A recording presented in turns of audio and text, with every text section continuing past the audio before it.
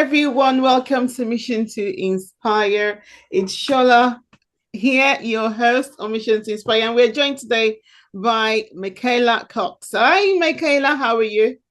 I'm good. How are you? Thank you for having me. Glad to be here. You're welcome, and we are so happy to have you on our show.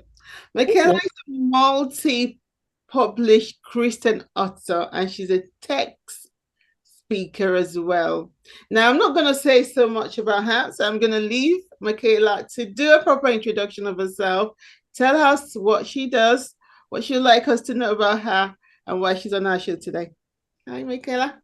Hey, you are correct. I am a multi-published author, faith-based. I have 6 series I'm building out right now. There'll probably be 7 and 8 eventually, but I actually just got the new proof copy of my newest book that'll be launched this month. But I write on several topics. I do speak. Yeah. I like to write about things I'm passionate about, and one of the things I talk about in a couple of my series is my own journey and story of what I call going from surviving to thriving. Mm. 38 triple D, not what you would think, but a journey through life that started with a disability Okay. since birth of blindness and legal blindness. That's the first D. The second D would come along in 2005 when I got divorced from my first marriage. And then I was blessed and fortunate enough to meet the man that I would marry after that and the love of my life in 2005. And we would be together for 12 years before in 2017 when he would unexpectedly pass away. And so that's the third D of death, a beloved husband and spouse, being thrown into widowhood and solo parenting, and all 3 Ds of disability, divorce, and death by the age of 38. All right. So, Okay. Wow. I'm really sorry to hear about that. Okay, so we're going to be talking about your story, definitely. We're going to be talking about your journey. We're also going to be talking about your spirituality and your books as well. great.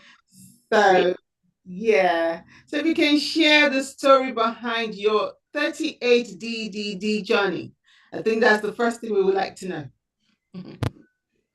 Um, And what is the 3DD journey actually? I'm sorry, say that again. I said, can you share the story behind your 38 DD journey? Right. Like I said, I was born blind and totally blind. And then at 7 months old, I was granted my sight in our family. I come from a Christian faith background, and we believe very much that it was God that granted me my sight. So it was a miracle. Even though it's still impaired vision, it is, in fact, I see compared to what I didn't see and what the medical field thought I should be able to see. So there's that. And so I grew up with a disability. There's never been a day where I haven't taken a breath or willing. I never take a breath without having this visual impairment, this legal blindness, or this disability, and where I won't see through not eyes that aren't disabled or impaired. No. So that has brought on a lot of things.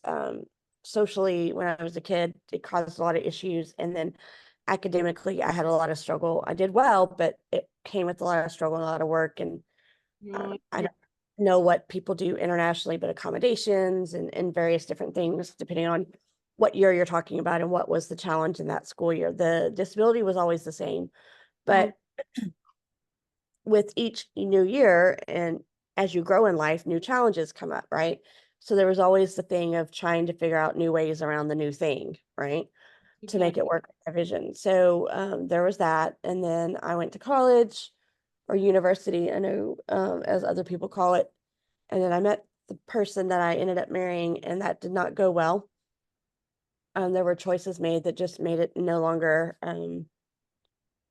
a viable marriage, and so I chose to leave that marriage. It was, in my opinion, scriptural and biblical divorce. And then in 2005, I was blessed to meet the next man I was supposed to be with. And we were together for 12 years, and then he, excuse me, sorry, Yeah. unexpectedly passed away. But through all of these things, you can see that I've encountered and had to deal with and contend with I've had a lot of challenges or things to overcome. And so I've been able to glean and learn lots of lessons. Yes. Um, it's taught me a lot. So as people say, what doesn't kill you makes you stronger. Well, the writer version of that is what doesn't kill you gives you a lot to write about, hence the 14 books and the 5 series. So anyway, I like to share what I've learned because I feel like what we go through in life is for a reason. We may Mhm, not always know that reason, but it's given for a purpose. And mhm, so even though I may not know all the answers or have all the answers, I mhm, can share what I've learned in hopes of helping someone else along their own journey. mhm, mhm, mhm. Oh, thank you for sharing. Thank you for sharing. Your Well, thank series you. on the scriptures, spirituality, and our culture. I know that it touches so many profound themes. What inspired you to write these books? Because they're so profound. So, Um, well, like I said, I write about my passions and I've been a Christian for 40 plus years. And so this is a little bit of probably moment of confession that may not be the best, but there's a show stateside that was put out by HBO in the 90s and early 2000s called Sex and the City. Probably right, shouldn't watch it, but I do.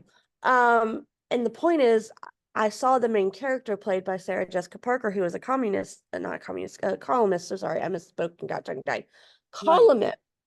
yeah, That was a horrible mistake. A writer in a newspaper, and she wrote about things that she cared about and passions, which was dating and romance, and men and women and relationships and whatnot. So it got me thinking. I'm like, wait a minute, if she could write an article each week, the fictitious character, about what she cares about, I can write on things that I care about, like short articles and make them into chapters and turn them into books. So I did. I started out with my faith, which brought on that journey. yeah, And so I take these little observations and food for thoughts that I think about, hmm, and I write short chapters. In a newspaper would be a column, in other writing formats it would be an essay, but in the sake of a book, it would be a chapter of 3 to 5 pages. And I put these ideas out there of like, I was thinking about this the other day, and I think this is interesting. Let me present it and start a conversation or a dialogue about these food for thought. So I did that one. And then when I became a mom, I'm like, wait a minute. At that time, I was living in New Hampshire, which is in north of the United States in New England. Um, and I was away from most of my girlfriends, so I wasn't like close to them geographically speaking to go out for coffee and say, hey, my baby is doing this, what do y'all do, blah, blah, blah, and chit chat about mom things because I was kind of 26 hours away from everyone else. So I thought, it occurred to me that half the population of the world is women. So probably most of us are moms at some point. So I'm not the only one who's going through this. So, well, wait a minute. Maybe I can write down what I'm thinking and share it with other moms, and yeah, maybe it'll help them. So that one came. And then when I had my kids, I wanted to write a book series called Before the Clock Strikes Midnight. It's written to my children, but it's not a children's series. I wanted to write down all the things that as they grow and become into adulthood and go out in their world and start their own journeys, things I want them to take with them. hmm, So I write that down. So that's that series. And then, okay, that's 3. I did do the Now I See series, which is literally about what it is to walk through the 38 triple D of yeah, my life. That's the first book. And oddly enough, I just got the second proof of the second book that I'll be releasing this month yesterday in the mail. So I got to preview it. So I was always excited. It's always so much fun as an author to get the actual physical book in your hand, like everything that pulled together that you've been working on for months. So it's an exciting day for me when that happens. I love it. It's one of my favorite things. But and that dives into after I wrote the first book to give the background of the 38 Triple D in the first book. yeah, This is going to be walking everyone through the following books in that series of what it's to go through grief and loss. And so that book will be coming out in July, end of this month. And actually, the second book in the scripture spirituality, and our culture today series will just came out in June called The Ripple Effect, which is based off of Romans 12, 1 through 2, about what stones we pick up and throw into the waters of our cultural pond and our individual ponds can create a ripple effect, and hmm, how we can become difference makers and have influence. yeah, So there's that one. And then I will be releasing Now I See. The the next series that I worked on and continuing to work on, which is going to be one of my main focuses, that came out in April, I think, or March. That's the problem when you have so many books. You can't always remember which one came out when, because there's so many of them floating in your head. But I decided to write a more practical side of the Now I See book to literally take people who are struggling with grief and loss through my own process Right. of dealing with grief and loss. And it's called Finding Grace Through Grief. And that is something that's probably going to be interesting, helpful, I hope, to a lot of people, because unfortunately, whether we like it or not, none of us are getting out of this life alive. So all of us at some point, there's an absolute 100% guarantee you're going to have to encounter grief or loss and deal with it. So I think that's going to help everyone. I hope it does. And so that walks people through the 5-step process of Mm, what I've done going through grief and loss. And oddly enough, it's kind of universal to a lot of people, because not only, even though I speak it in the context of grief and loss, it's really the 5 steps and the 5 keys that I've used my whole life to get through a disability, to get through a divorce, and then to get through what I went through when I lost my husband. And as I'm continuing to use it to keep traveling this journey, because mm, it's really the things that help someone overcome no matter what they're overcoming. It's right. kind of, because once you choose to be an overcomer, Hmm. the idea and the skill set that it takes to overcome is really the same thing no matter what you're overcoming Yeah. and face, even though each individual challenge may have its own um, aspects to it or idiosyncrasies that are different from another one, but you're still choosing to Mhm. overcome it. So I talk a lot about that, and that's what I think really helps people, because I want them to know that you can do it too. Yeah. um, So there's those. And then I wrote another series that I'm also finishing up the second book in that series right now. We the People, which is on politics. I know a lot of people don't like it. I'm a little bit of an odd duck. I actually like politics. And in America, stateside, we're facing a big decision in November with our new president. So it's an important thing right now in our country. So I hope to get that one out this year as well. And then I wrote one little book that is, I say little book because it's only 120 pages and it's the shortest book this world will ever get out of me, because I'm not known for my shortness. I'm very much write lengthy. Yeah. Like, a lot to say, obviously, because I keep talking, but it was just a little book that I got a creative idea in my head when I was at the beach with my kids in Hmm. 2018, 2019.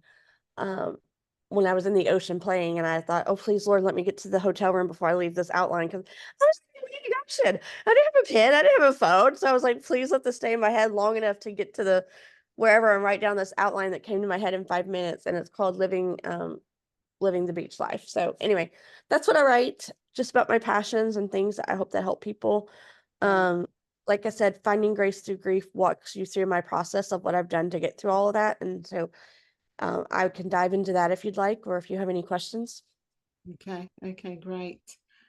Okay. Great. Great. Thank you so much for sharing. Of course, I have questions, but before we go into that, I'd Right. like to ask you questions around your experience of living with the legal, um, your disability, and how this has actually influenced your writing and speaking career. Well, a lot of people, when you get into self-publishing, will talk about expedient methods of writing a book. Like, a lot of people dictate their books, which I could do, and that would make my visual life easier. Hmm. But the way my brain process, I actually need to be on the keyboard thinking it through as I typing it. So I actually do type Wow. it on the keyboard, but I've taken a lot of typing courses. So a lot of times I'm just memorizing where my fingers are on the keyboard. I'm not actually looking at the keyboard typing. I'm just looking at the screen. And I don't know what people do for technology overseas, but a lot of computers stateside, I tend to write on a MacBook, Macintosh, Apple products. Um, and they have ways of enlarging the screen and the print, that so I can have accessibility to see it better. Mhm. So I do that. And then um, that's just one way that I actually do my writing now. There's been, like I said, throughout my life, I've done different things. I don't know when y'all start school or what your system of education is in various different places across the world, but Mhm. in the States, you start in kindergarten at like 5 or 6, depending on when your birthday is and what state you live in. So I started when I was 5 going on 6, and every year through kindergarten through we go through 12th grade in high school and university. So all 4 years of college and then grad school, I've always had accommodations. Like, I've always sat at the front row if I'm in an actual physical classroom. I've always had extended longer time to do tests and homework assignments. Hmm. And like, okay, so when you get into university here, stateside, you have to take what's called the ACT or the SAT, which is like a shows your score about how you do on these certain areas that are on these exams to be admitted to university. Mm. Um, in the South, you predominantly take the ACT, unless you want to go out of state and go off to other states where they take the SAT. Yeah. Um, it's the same idea. It's just a different way of, it's just a different various tests. But anyway, standardized type testing. The ACT is a 4-hour exam stateside. It covers 4 sections of, it's been a long time since I took it, but last I remember it was English, mathematics, science, and reading comprehension. Could have changed in the 30 years since I last took it, but those are the ones we had. Yeah. I was given 10 to 12 hours to take the exam. Right. So I would take a week. I would go to my guidance counselor's office and I Mm. would do a section a day on audio. I would listen to that section, ask me the questions. I would circle the answer in the test booklet, and then my counselor would transfer it to a Scantron to be submitted for grading.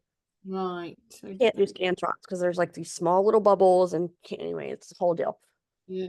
So that's bulk of what I would do in school. A lot of times from 5th through 12th grade on, I did all of my textbooks on audio. Hmm. So I don't read a lot of print. I either have people read to me or I listen to it on audio. So that's why I'm not a very good speller. Because if you give me a list of spelling words, I'll memorize it and I'll ace that exam like no one's business. But I hear what everybody takes in through reading, so I don't see it in print over and over again. So Hmm. I know how to spell it according to hearing, but for anyone who understands the English language, it's not always the English easiest language to learn because we have weird, quirky rules, and That's there's words that have multiple meanings. So it's like, what? Um, so I may get it right in hearing, but then come to find out it was wrong on paper. So I don't drive. That's probably the biggest thing that um interferes with my life. I don't drive. Legal blindness and driving should not go together. That is not a good idea. Doesn't right. work. So everybody's welcome. The roads are safer. I'm off them. Don't worry. But I hire people to take me places or ask friends to give me rides. When I lived up north, I did. They have really good mass transportation systems, so I loved it. It felt like I had the most independence in my life ever. And so I used that when I was up north, but I'm back in the south where we do have it, but it's just not very good. Um, so I rely on family and friends and I pay people to take me places to run errands. Hmm. So I've learned and I've to think outside of the box and be resourceful. And if the mountain won't move, like there's nothing I can do about my vision. There's no medical fix for it. It's not going to change. It just is what it is. I have no business driving. So that's not going to change. So I found ways to, like what I say, I either go over the mountain, under the mountain, through the mountain, or something. You just come up with a creative solution to make it work. And that's what I've done my whole life. And so that has a lot of the various different aspects of how the disabilities impacted me is I don't drive and it takes me longer to do things. So that's a huge piece of it. Wow, wow. You've done so well for yourself, honestly. You've done so well for yourself. I mean, even for people that are not, that are not, they they can't do better than you've done, to be honest. We can't do better. You've really done Yeah. well. Oh my There God. was a lot of things. Okay, so I was born in 1978, so I'm showing my age. Um, Obviously we don't know everything now medically, but obviously we know way more now, 45, I'll be 46 in November, years later, than what we did in 78. So they didn't really know what we were looking at because they didn't have the advancements or the technology or whatever. And so they told my mom and dad, we were living in Texas at the time, because that's where I'm from originally. Mm-hmm. There was a lot of things they didn't think I should ever be able to do. So no one really knew for sure. Um, Mm-hmm. because there's no family history of my vision issues. Like there's no, it's not genetic. Thank the Lord, my kids don't have it. So it's not genetic. There's no family history. I mean, my people in my family wear glasses because I got older and, you just have readers, but nothing like mine. The Right. typical, you get older, you can't focus as longer, you might have bifocals, but Nothing as complex or complicated as, my issues. So I'm the only one. So there was no family history, no other people to look at and say, well, how do we do this? Like, because they were walking through it. I was the only one. I was actually considered a medical mystery and a medical fluke for a long time because I was the only one, right?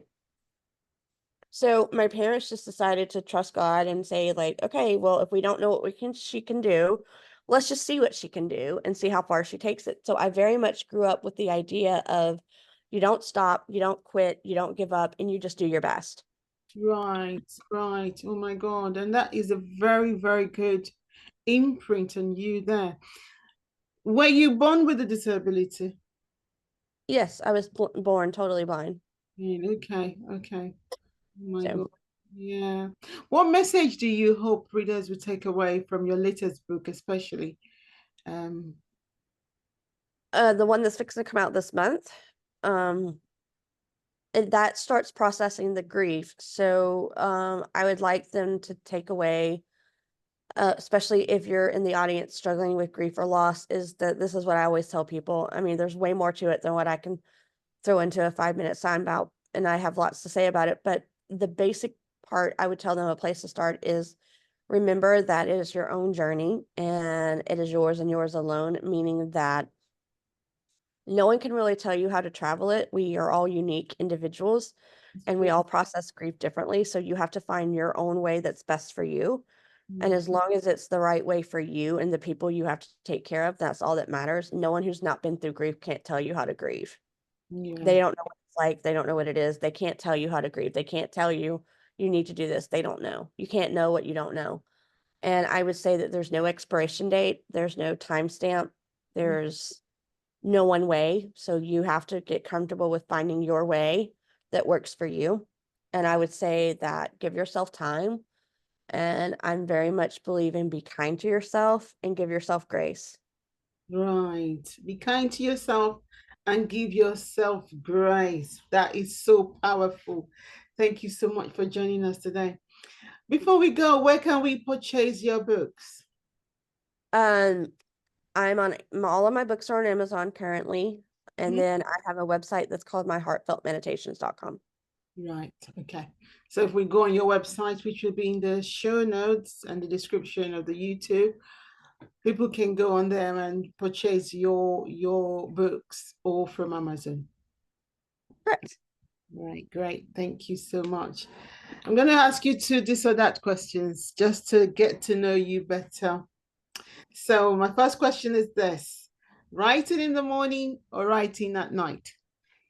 I prefer to write in the morning more times than not. Only I'm not really a morning person, but I also know 9 times out of 10 when I do something a certain way, I do it to accommodate what I need for my vision. My eyes are the best earlier in the day because I haven't used them all day, so I'll be able to work longer in the morning. Right, okay. So, next question: Mhm. speaking at a large conference or a small, intimate workshop? Because you like speaking, which one do you prefer? I think they both have their advantages. It has more to do with what you're trying to accomplish at the time. Obviously, at a big conference, you're getting more opportunities and you're reaching more people, but you're not going to have as many one-on-one connections or interactions, probably. Right.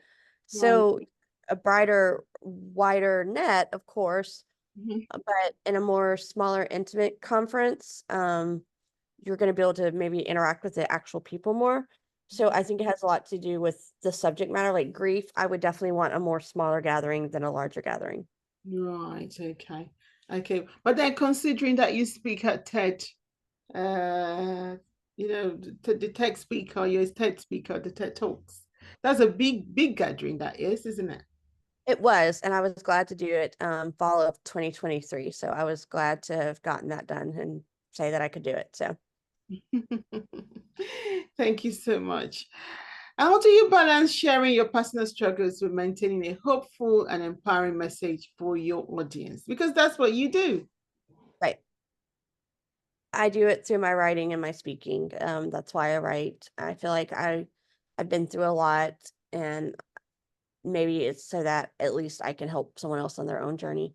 Even though my adversity may not be theirs and theirs aren't mine, I still can share how I overcame with someone else so that maybe they cannot be stuck or feel alone in their struggle or be Right. empowered in their own. So Yeah, yeah, yeah, yeah, yeah. Thank you so much for sharing. Thank you so much for sharing. And that's it. We've come to the end of our show today. Thank you so much for joining us, Michaela. We're so, so glad that you joined us and shared your story. And we're glad that we know where we can purchase your books. Thank you so much for joining us today. Is there anything else you would like to share, or any inspirational advice you would like to give to our audience out there? I like to conclude with, when I'm asked this question, of that we only get one life and there's no guarantees or promises of what we'll get or how long we'll be here on this earth or tomorrow. So I always say, take your best shot, give it your best shot, and live your life well by choosing well so that you can have your best life and thrive. Thank you so much. Use your best life so you can have the best. Thank you so much for sharing. We're so glad you came on our show today. So, Michaela, let's talk about your book, right? Especially the one with the 5 keys of grace. If you want to tell us about that series and what Yes. grace. I've learned through my grief what has helped me through my grief, but also I kind of learned these earlier in life, even though I didn't word them the way I do now, because with the disability, you kind of learn this stuff if you want to do well despite the disability. And so I kind of was already doing them, but I think it works well to describe it this way because I like to think that I've been given a lot of grace. Well, obviously I've been given a lot of grace and I've found grace in my grief, but the G is the having and gaining your grounding in your grief, which is when you're in a life storm and you're in that hard season and everything is falling apart around you. You need something to hold on to hold you steady so you don't Right, get swept away by the storm. For me, that's my Christian faith. For me, that's my belief that I have. For my friends, and for others, it could be another belief they may have, or their friends or their family or whatever. And it right, holds you steady and it keeps you standing, during the storm. The R is about redesign. When you're in a situation that you may not have chosen or not wanted, but it's found you, what are you going to do next? I've been given 3 that I didn't choose. And right. find out each time what was going to happen next. What was I going to do next? What was my next move, my next play? And Yeah. I've strived and worked really hard not to be defined by my circumstances, Mhm. but to define it for myself. So we all get to choose that. We Right, can be defined by what circumstances come our way, or we can say, no, I don't accept this. I'm going to make my own way. right. Um, and so you get to choose what happens next, right? So you can choose what you want your life to be after this hard thing that you're going through. Yes. So being your own designer and choosing what you want. It may not be easy. It's not about that it's easy or that it's not complicated, but Yes. we still at the end of the day get to choose. So that's the R of grace. The A of grace is learning to live in abundance. I'm not talking about finances, although it can be. I'm not a financial planner. I have someone that does that for me.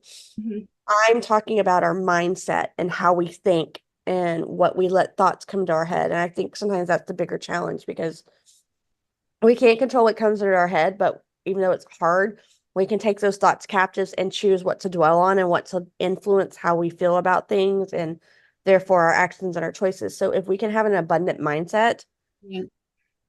stateside, we talk about that mind over matter and that if you put your mind to anything, you can do anything. So Mhm. I think that's almost the bigger key. Right. Um, so if you have a good, strong mindset, it'll help you stay true to the choices that you want to make and keep you grounded. Right. The C of grace is choosing care and clarity over chaos and confusion.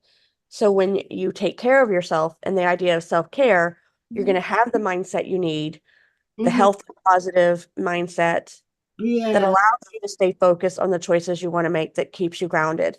And Right. then the last one is the E, which is equipped, being essentially equipped because we all need things in life. With every journey, you need things. And even if you go on like an actual trip or vacation, you need a plane ticket or a bus ticket or a That's car true. with gas to get there, or you're not going to go anywhere, right? You're going to stay right where you're at. Yeah. Because we haven't invented time travel or beaming, so we can't transport ourselves without something. Um, you need food because you're going to get hungry. You're going to need a place to lay your head at night. So there's nothing wrong with needing things. So just as true as our life journey. When you find yourself in those hard times, you probably are going to need something to help you get through it. So if we're willing to be resourceful and ask for help and ask, questions, we teach kids in school, if you want to know something, you raise your hand. You say, what's that? There's nothing wrong with that. You're just getting knowledge. Knowledge is power. You're finding things out. So Yeah. if you're willing to equip yourself, you'll be able to get what you need to care for yourself, to Right. have the good mindset that you have that keeps true to the choices you want to make that you're choosing for yourself, to be Okay. grounded in what's going to see you through all this. So finding grace through grief will allow you to overcome whatever is in your path. Right. Oh my God. That is a beautiful concept. And it's very workable as well, to be honest. Thank Yep. you so much for sharing. So, which of your book series can we find this? The Finding Grace Through Grief, and I'm hoping to add 2 books to that series that I've already written the outlines for. So Okay. And that's coming out in August, is it? it's already out. It came out in March or April. It's on Amazon right now. Okay, great. Oh, so we can go on there and purchase this book. Thank Yep. you so much for sharing, Michaela. Subscribe if you haven't done so. Like, follow, comment. Until next time. Goodbye.